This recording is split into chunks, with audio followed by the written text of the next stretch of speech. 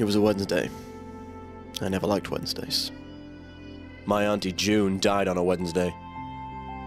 The office was quiet. So quiet I could hear myself thinking about how quiet it was.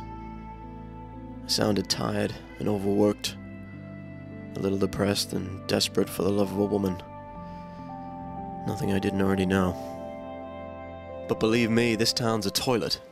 And the one good thing about a toilet is that it's a great place to do your business. Sure enough, it wasn't long before the phone started ringing off the hook. Somehow. Which meant I had to hang up to pick up, and already I was having a bad day.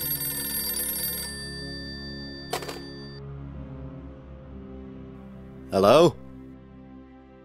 No answer. I was so hungry I could eat a horse, and so hoarse I needed a drink. This early in the morning I always felt confused and alone, like a Hindu at Christmas. That's why I hired Mindy, my new secretary. She smelled like a fish and drank like my grandmother. It could have been the other way around, it wouldn't have made a difference. She was still hot. She said she'd found 2 new cases in the mail. One of them was a job, the other was an actual case that I'd bought off eBay. Now it really did feel like Christmas.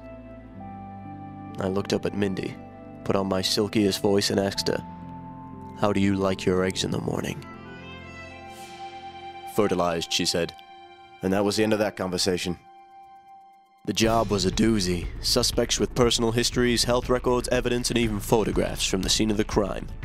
All the morbid details. There was blood everywhere, like something out of a movie. But the only thing romantic about this comedy was its depiction of violence. I was all over this like a sexually transmitted disease over genitals. It was clear to me right away that this man was a paranoid schizophrenic. I asked myself for a second opinion, and I agreed. I was gonna need everybody on this. NSA, FBI, CIA, UPS. I was gonna blow this case wide open, and then I was gonna close it. Again. Case closed. 12 hours later, I was still working. The phone rings. Mindy answers. "Spider and Fly, Private Dick." She's meant to say Private Eye. My client on the line. So far up his own ass, he was almost out of my jurisdiction.